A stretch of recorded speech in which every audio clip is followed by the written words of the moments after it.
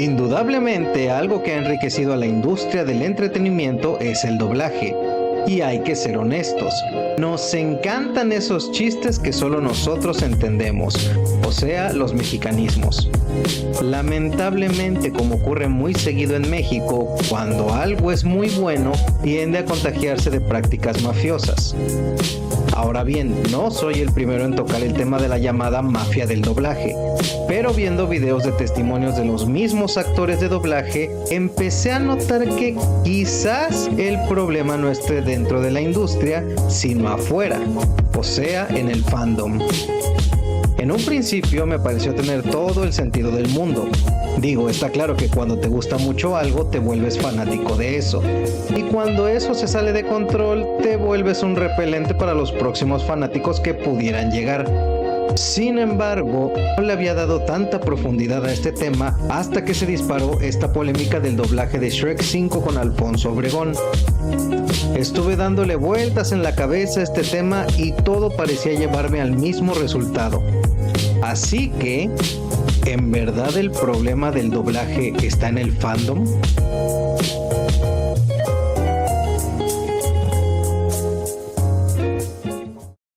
Déjenme contarles sobre un documental que vi hace años, del que recuerdo muy poco, pero una de las cosas que sí tengo presente es que se dijo que una película fracasa no porque sea mala, sino por culpa de sus fans. Y esto tiene mucho peso porque estuve recopilando videos sobre los fans cuando hablan del doblaje y todos tenían algo en común. Todos, sin excepción, parecían ser unos expertos del tema como si tuvieran años trabajando dentro de una cabina. Era como ver a alguien disparar una flecha en forma de comentario que siempre daba en el blanco. Claro, todo esto en su mente. Y el comentario que me hizo hacer este video fue uno que decía que los actores de doblaje deben su trabajo y su fama a los fans, porque sin ellos las películas no serían exitosas. En parte eso es cierto, pero no funciona como la mayoría cree. Mira, si bien es cierto que no hay peor enemigo para una franquicia que su propio fandom, también es cierto que han sabido reconocer cuando un trabajo de doblaje está muy bien hecho, sin importar si lo hizo un actor de estudio, un locutor o un star talent. El problema radica en el pensamiento colectivo.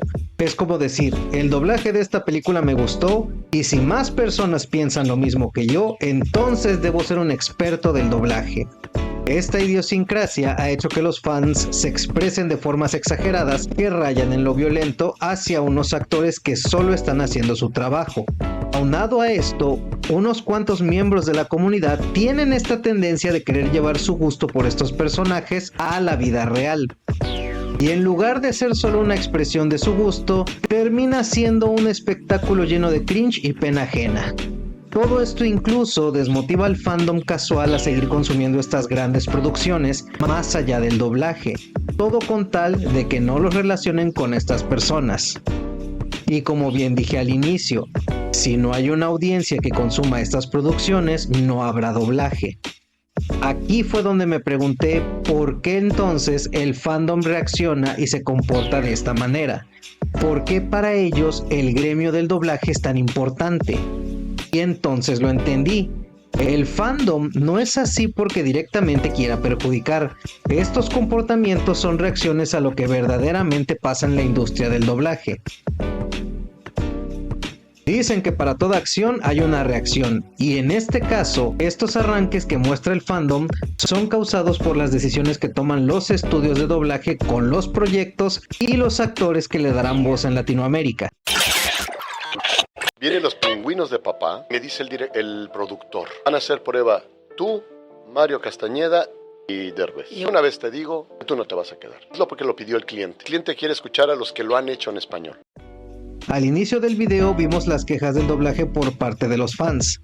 Ahora toca ver la perspectiva interna, la de los actores de doblaje.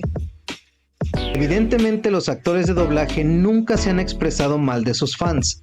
De hecho, ellos genuinamente han tratado de poder brindar un rato agradable a cada uno de los fans con los que conviven, aunque a veces no se puede.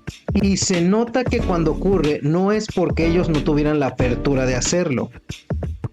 Donde sí les veo una queja es con los estudios de doblaje. Esos mismos que son los que pagan tan mal según palabras de los propios actores. Pero entonces, ¿por qué ocurre esto?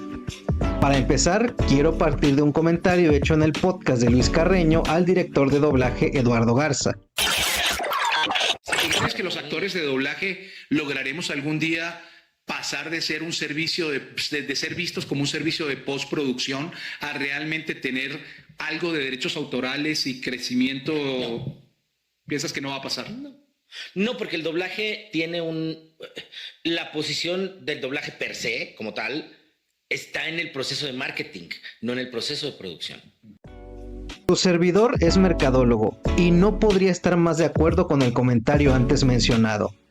Verás, cuando una de estas casas productoras te aprueba un proyecto para llevarlo a cine, televisión o internet, se destina un presupuesto total que eventualmente se va a repartir en todos los aspectos para realizar el proyecto.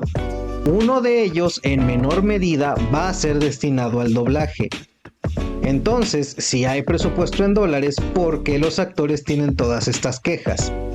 La respuesta viene del origen de estas producciones, es decir, de las casas productoras de Hollywood. La razón por la que tu estudio favorito no le da el merecido crédito a nuestros actores de doblaje es porque ellos no consumen doblaje. La reputación de un proyecto viene de sus actores locales. Por eso dicen que si Tom Hanks cobra millones por las películas de Toy Story, ¿por qué no le pueden pagar el equivalente, por ejemplo, a Carlos II? Sí, ha habido ocasiones en que las estrellas de Hollywood han interactuado con su voz en latino, y eso es una grata sorpresa.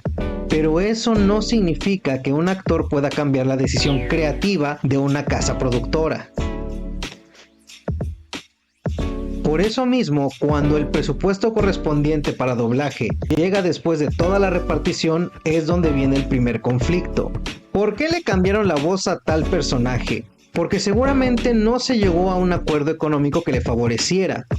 Y si eso te molesta y piensas que la parte económica es menos importante que el tener contentos a los fans, quizás es porque todavía no has estado en la situación de trabajar por necesidad.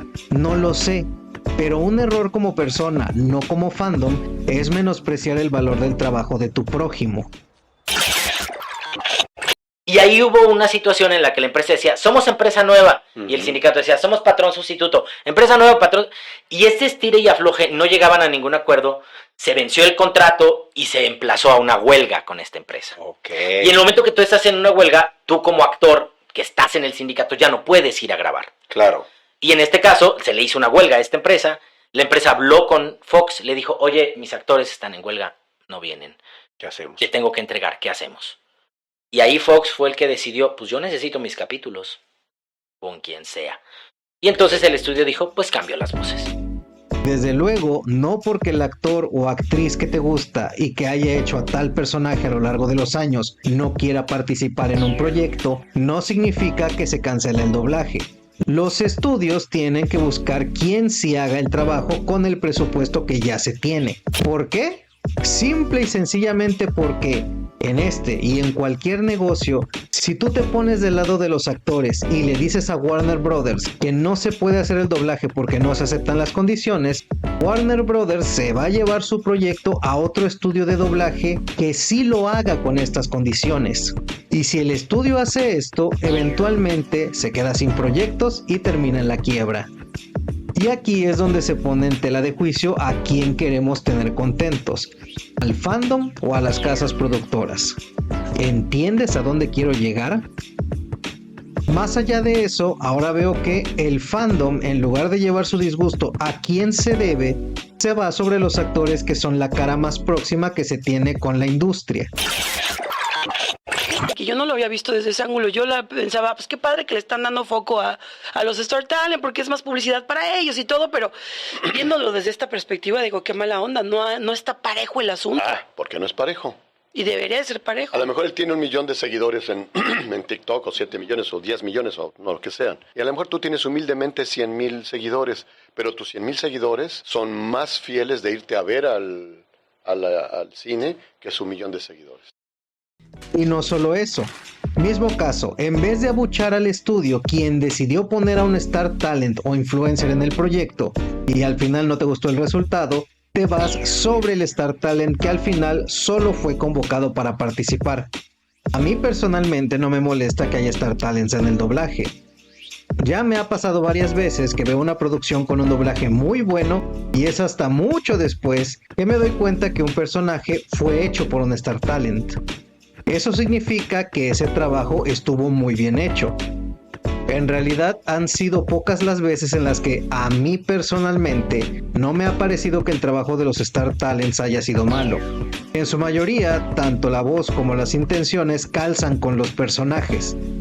En realidad, el único doblaje de Star Talent que más he odiado es el de Eugenio Derbez como Jim Carrey en la película Sí Señor. ¿Y tú supiste por qué no quedó Eugenio? Pues porque hizo una porquería con Sí Señor. Sí Señor no es lo más bonito que ha tenido el doblaje en México. Sí Señor doblado por Eugenio Derbez, viene que nos perdone Eugenio Derbez, pero porque el burro le quedó maravilloso, pero Jim Carrey no le queda. Nada en contra del señor XH Derbez, pero que no lo vuelva a hacer, por favor. Como te decía, hasta ahora yo no he visto un mal trabajo en el doblaje hecho por Star Talents. Lo que sí he visto es un fandom que no se pone de acuerdo con estos trabajos. De hecho, me estoy acordando de cuando la voz de Luisito Comunica fue bien recibida por su trabajo en Sonic. Luego no, luego sí, y así sucesivamente. Si tú me preguntaras por qué creo que sucede esto, lo más acertado es que los fans se centran más en el producto final y no en la técnica del doblaje como tal. Y antes de que a mí también me empiecen a llover calumnias, déjame contarte muy breve sobre la vez que estudié doblaje. Flashback rapidísimo. A los 19 años me fui a vivir a la Ciudad de México para estudiar doblaje y locución en una escuela bellísima llamada La Cuarta Pared, la cual recomiendo ampliamente. Lamentablemente no pude terminar mis estudios y tuve que volver a Cancún. Pero en mi paso por la escuela aprendí que un doblaje bien hecho es aquel que logra proyectar las emociones que expresa el personaje. Ese nivel de actuación es lo que hace que el doblaje nos guste tanto. Por eso siempre parece que suena de forma natural. En fin, terminando con el análisis, puedo decir que con todo esto, no. El fandom no es el culpable de lo que está pasando hoy en la industria del doblaje. Pero sí es un gran partícipe solo por creer que sus gustos y opiniones son las mejores. Exactamente lo mismo que piensa el fan que tienes a tu derecha. Y como consecuencia, esta ira la tienen mal encaminada hacia las personas que no son responsables de tomar estas decisiones creativas en la industria. Si de verdad quieres que esto cambie, tienes que empezar a enfocar tus reacciones a conciencia y dirigirlas hacia las personas que realmente pueden hacer que esto cambie. Por estas y por muchas otras acciones que a veces están fuera del control, tanto del fandom como de los mismos actores de doblaje, es por lo que al final tenemos a unos fans disgustados, inconformes y en gran medida inconscientes de las reacciones causadas por sus impulsos hacia un negocio que no comprenden del todo. Pero si viéramos el doblaje de forma objetiva, la cosa sería muy diferente. El doblaje funciona porque logra captar la intención de sus personajes. Eso hace que la voz que tiene parezca natural. Eso es lo que inconscientemente hace que nos guste el doblaje y por ende sus actores. Lamentablemente es más fácil criticar que tratar de ayudar a que este medio obtenga mayor autoridad. Y si no tomamos conciencia de hasta dónde puede llegar el fandom con sus reacciones impulsivas, estos terminan siendo quienes perjudican a las producciones. Que es como lo que está pasando ahora con Alfonso Obregón. Entiendo perfectamente su postura, porque es difícil comprometerte con tus ideales y mantenerte firme como roca para procurarlos, porque cada vez que esto sucede, significa un proyecto más en el que no vas a participar. Siento mucha pena por la persona que termine haciendo la voz de Shrek si no vuelve Alfonso Obregón, porque si el fandom sigue como lo he planteado en esta entrega, esa persona será recordada como aquella que arruinó al personaje. Al final, ¿de qué depende también que el doblaje sea tratado con más respeto? Del propio fandom. En su momento se han tomado muchas decisiones creativas en beneficio de los fans, no solo para mantenerlos contentos. pero si se dieran cuenta de que con este mismo enfoque pueden ayudar a mejorar las condiciones con las que se desarrolla esta industria, seguramente habría un mejor manejo de trabajo e intereses. ¿Suena difícil? Sí. Parece imposible, indudablemente, pero muchas de las cosas que hoy aceptamos como normales es porque alguna vez hubo uno o varios que dijeron sí se puede.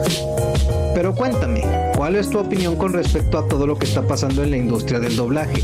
Seguro has de tener un dato que a mí se me escapó y que me sirve para enriquecer una próxima entrega. Espero de verdad que el video te haya gustado. Nos vemos en el próximo.